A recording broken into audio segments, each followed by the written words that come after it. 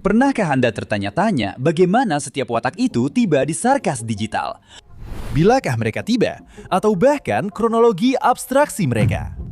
Baiklah kawan-kawan, semua ini ada penjelasan dan kisah di sebaliknya. Mari kita mulakan. Pada tahun 1999, syarikat C dan A sedang membangunkan projek mereka yang paling bercita-cita tinggi, yaitu kecerdasan buatan yang mampu menjana dunia secara sendiri. Pihak utama yang terlibat dalam projek ini ialah Kran, yang lebih dikenali sebagai Kinga dan juga Scratch. Idea-idea Scratch sudah pun dipengaruhi oleh minda yang tidak stabil. Pada tahun yang sama, 1999, subjek ujian pertama memasuki sistem.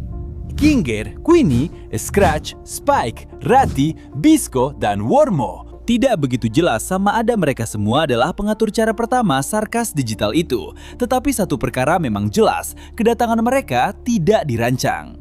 Sebenarnya, kita boleh lihat Scratch sangat marah dengan Kane atas apa yang dilakukan. Dan walaupun mereka adalah generasi pertama watak dalam Sarkas Digital yang menakjubkan itu, secara mengejutkan mengambil masa setahun sebelum melihat watak pertama yang mengalami abstraksi dalam sejarah. Yaitu Scratch sendiri, orang yang memberi ide untuk penciptaan Kane. Ini berlaku pada tahun 2000. Mungkin mereka sendiri pun tidak tahu bahwa abstraksi itu mungkin berlaku dalam Sarkas tersebut. Dan perkara ini sudah tentu sangat mempengaruhi sehingga setahun kemudian muncul watak seterusnya yang mengalami abstraksi. Pada tahun 2001, Bisco mengalami abstraksi, seorang badut kecil dengan pakaian bertompok-tompok. 2 tahun kemudian, pada tahun 2003, Spike, dinosaur ungu itu pula menjadi Abstraido. Perkara yang sama berlaku kepada Ratty pada tahun 2005 dan Wormo pada tahun 2006. Dan akhirnya, pada tahun 2007, salah satu watak paling penting dalam siri ini menjadi abstrak. Generasi pertama ini, Queenie, yang merupakan istri tercinta kepada Kinger. Perkara yang paling menyedihkan ialah Kinger telah berjanji kepada istrinya Queenie bahawa selagi mereka bersama, Kinger tidak akan membiarkan apa-apa berlaku kepadanya. Tak kira apa yang berlaku, aku akan sentiasa. Dan sekarang kau pula pergi ke ruang bawah tanah. Dia sendiri nampak bila Ken masukkan dia ke ruang bawah tanah. Jadi Kinger tinggal bersendirian. Yang menunjukkan ialah dia tidak menjadi abstrak walaupun dia tinggal seorang diri selama 2 tahun berturut-turut. Kita tidak tahu sama ada dalam tempoh itu dia menjalani pengembaraan bersama Ken atau apa yang dia lakukan. Tetapi kesunyian beliau berakhir pada tahun 2009 dengan ketibaan Ragatha. Dan ketibaan Ragatha membuatkan kita sedar bahawa masih ada orang di fasiliti C dan A. Kerana apabila Ragatha muncul di Sarkas, dia berkata, "Kawan-kawan, boleh dengar saya? Bagaimana saya nak tanggalkan ini?" Saya tak tahu macam mana nak tanggalkan ini. Tidak diketahui sama ada orang yang dia bercakap dengan itu adalah watak seterusnya yang tiba atau penyelidik yang ingin meneruskan projek Sarkas Digital itu.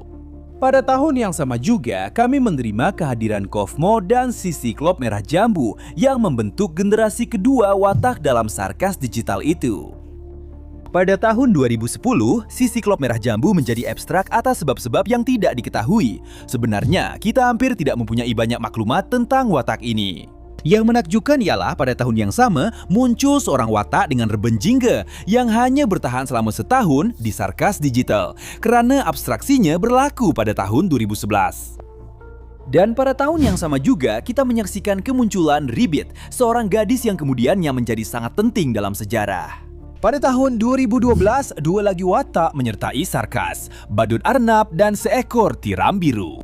Watak-watak yang sangat misteri yang mana kita juga tidak mempunyai banyak maklumat tentang mereka.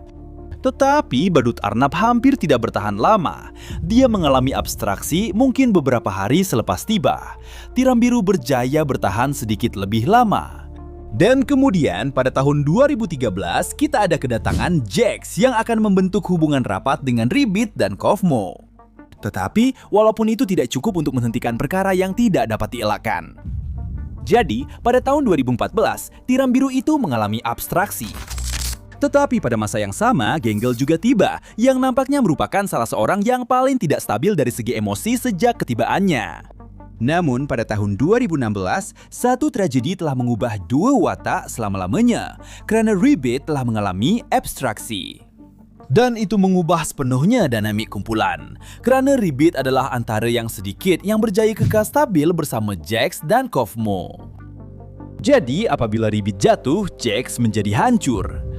Dia menjadi jauh lebih berjarak, apatik dan dingin terhadap semua orang. Dan sementara itu, Jax sedang cuba menahan tragedi ini. Pada tahun yang sama, Zubo tiba, yang akan menjadi salah seorang daripada yang terakhir yang masih hidup di Sarkas itu. Dan hanya pada tahun 2017 barulah kita mendapat kehadiran watak utama kita, Pomni. Kedatangannya menandakan titik paling kritikal dalam seluruh cerita, karena Pomni masuk ketika Sarkas sudah berada di saat paling teruk. Tetapi yang paling teruk sekali, pada hari yang sama Pomni tiba, berlaku abstraksi Cosmo. Jadi Jax menjadi benar-benar tidak berdaya tanpa kumpulan sokongannya. Dan dengan ini bermulalah kejatuhan Sarkas digital itu. Tetapi sekarang siapa pula yang akan mengalami abstraksi selepas ini?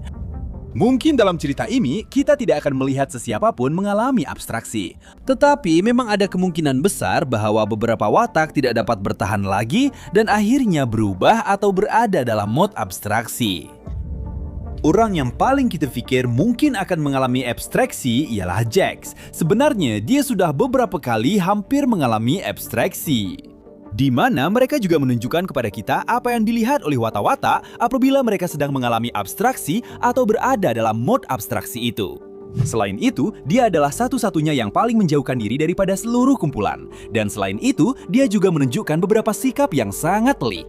Terutamanya dalam episode 8 selepas mereka berbual dengan Kinga. Sebenarnya, kami ada satu video yang membincangkan bagaimana Jax berkait dengan watak Ted dari cerita yang mengilhamkan Sarkas digital yang menakjubkan itu. Kami tinggalkan di sini sekiranya Anda ingin menontonnya. Yang seterusnya dengan kemungkinan abstraksi ialah Kinger. Dia adalah yang paling lama berada dalam Sarkas digital dan masih bertahan hingga sekarang. Itu memang sangat mengejutkan. Tetapi lama-kelamaan dia semakin hilang akal. Malah mereka telah menunjukkan bahwa dia sering bermimpi tentang istrinya, Queenie, yang paling dia rindui. Selain itu, selepas gagal menghalang dirinya daripada merasa bimbang yang boleh membawanya ke ambang abstraksi. Orang seterusnya yang mungkin akan terabstrak ialah Gangle. Dia adalah antara watak yang paling tidak stabil dari segi emosi dan pada bila-bila masa fikirannya boleh menguasai dirinya. Dan ini digabungkan dengan emosinya akan membawanya ke ambang abstraksi. Ragatha boleh menjadi terabstrak kerana dia adalah yang kedua paling lama berada dalam Sarkas.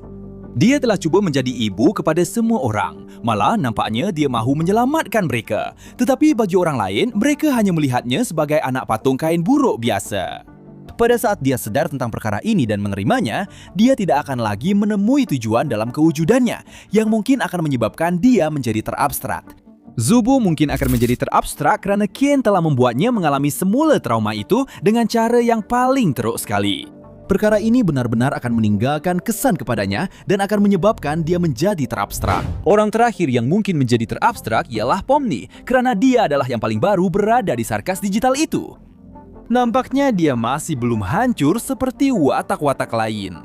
Nampak jelas dia semakin berani dengan setiap pengembaraan yang diberikan oleh Kane. Tetapi mungkin apabila dia menemui sesuatu tentang Sarkas itu yang tidak dapat ditanggungnya, dia akan sampai ke tahap kebimbangan di mana kita akan melihat dia menjadi terabstrak. Baiklah kawan-kawan, apa pendapat Anda tentang kronologi watak-watak ini? Bagaimana mereka tiba di Sarkas digital dan bagaimana mereka mula menjadi terabstrak? Adakah Anda mempunyai watak lain yang kami tidak sertakan? Kami akan membacanya di ruangan komen.